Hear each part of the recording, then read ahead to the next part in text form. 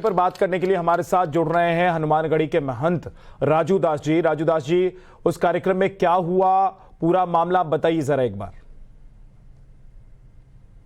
स्वामी प्रसाद मौर्य जी कार्यक्रम से वापस हो रहे थे, हम उसी कार्यक्रम में जा रहे थे। उधर से स्वामी प्रसाद मौर्य ने कहा कि ये देखो भगवा आतंकवादी आ गया, और उन्होंने कहा कि ये रामचरितमानस के ठेकेदार हैं। उसी पर मैंने उनसे जवाब सवाल किया, उसी पर बात कहानी हो गई और कुछ हाथापाई भी हो गई। किस बात को लेकर ये पूरी बहस चल रही थी, जिसके बाद मामला इतना बढ़ गया कि नौबत हाथापाई तक पहुंच गई?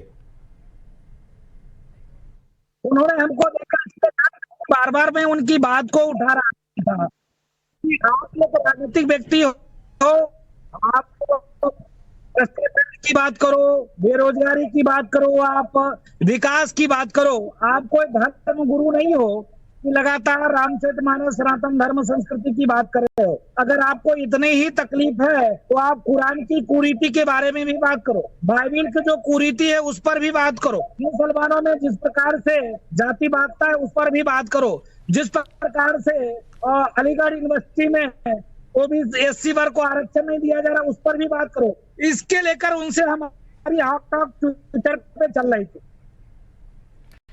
लेकिन राजू दास जी, ये बताइए कि क्या इसको लेकर आप शिकायत दर्ज कराएंगे, एफआईआर करवाएंगे? नहीं, हम लोग तो संवैधानिक लड़ाई लड़ते हैं और संविधान की तरह उनके खिलाफ एफआईआर दर्ज कराई जाएगी जिस प्रकार से समाज में कुरीति फैलाकर समाज को बांटने का कार्य कर रहे हैं। इस तरह से सबके बीच हाथापाई हो जाना ये तो सही नहीं है। क्या वजह मानते हैं जिसके कारण स्वामी प्रसाद जी ने आप पर हमला कर दिया और हाथापाई तक बात पहुंच गई?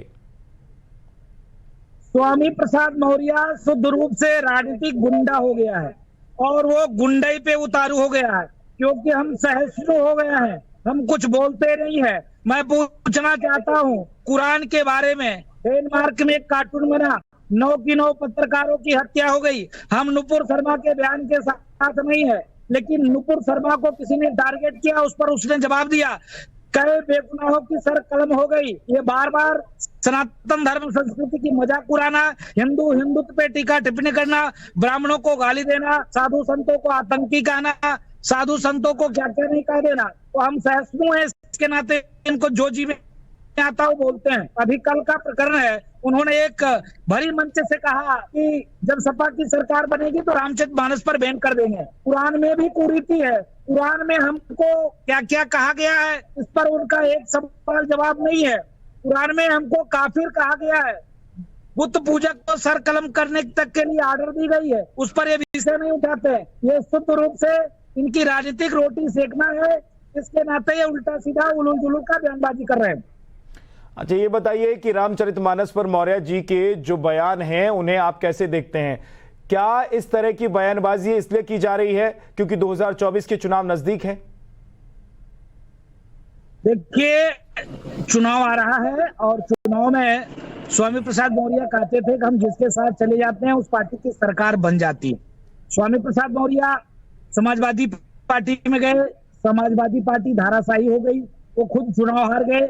अब जमीन बची नहीं है, अब उनको कोई पूछने वाला नहीं है। तो अभी तक वो भारतीय जनता पार्टी को कहते थे भारतीय जनता पार्टी हिंदू और मुसलमान कर रही है, लेकिन वो योजना उनकी फेल हो गई। अब उनको सस्ता मिल गया, हिंदू सनातन संस्कृति, साधु संत, ब्राह्मण, ये सब फ्री में उनको मिल गए। तो जो जी में आ रहा है बोल रहे हैं, वो राजनीतिक तरीके से खत्म हो चुके हैं, अपनी राजनीतिक रोटी सेकने के लिए जमीन तलाश रहे हैं और वो सनातन धर्म संस्कृति को गाली देकर जमीन तलाशना चाह रहे हैं। तो मैं निवेदन करूंगा, सनातन धर्म संस्कृति के मानने वाले लोग बहुत चालाक हैं और इस चीज को समझते हैं। 2024 में उनको पता चल जाएगा। बहुत बहुत धन्यवाद हमारे साथ जुड़ने के लिए राजू दास जी। राजू दास और समाजवादी पार्टी के नेता स्वामी प्रसाद मौर्य के बीच हाथापाई हो गई और इस हाथापाई का वीडियो भी सामने आया है। महंत राजू दास और स्वामी प्रसाद मौर्य ने एक दूसरे पर हमले का आरोप लगाया है और इस मामले में स्वामी प्रसाद मौर्य ने लखनऊ पुलिस कमिश्नर को लिखित शिकायत देकर अतिरिक्त सुरक्षा की मांग भी की है।